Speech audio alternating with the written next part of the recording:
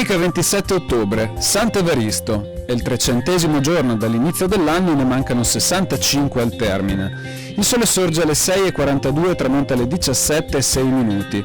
La luna si eleva alle 5:29 e tramonta alle 17:09.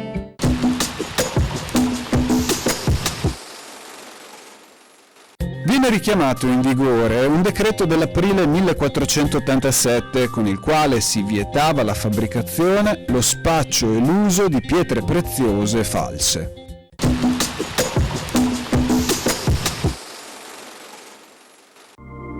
Le previsioni per domani.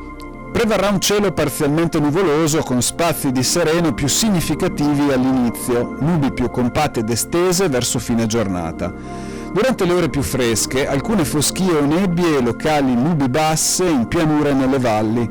Le temperature minime aumenteranno soprattutto sulla bassa pianura, le massime diminuiranno soprattutto sulle zone montane.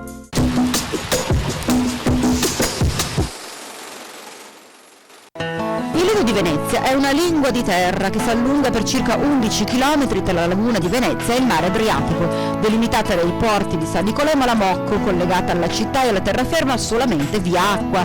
Con la vicina isola di Pellestrina costituisce una municipalità del comune di Venezia.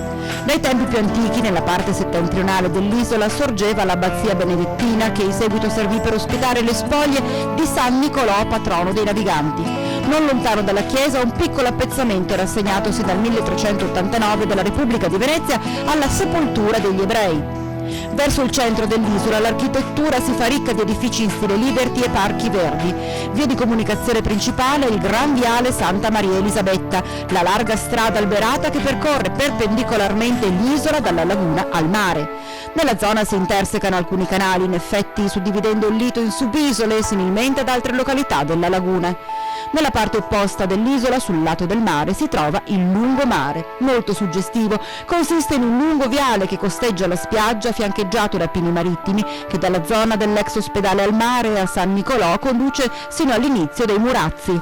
La spiaggia del Lido deve la sua fama alle dune naturali di sabbia fine e dorata e all'acqua pulita e ferma. Alle due estremità si allungano nel mare due dighe che delimitano i canali d'ingresso alla laguna per i trasporti marittimi che si derivano al porto di Venezia.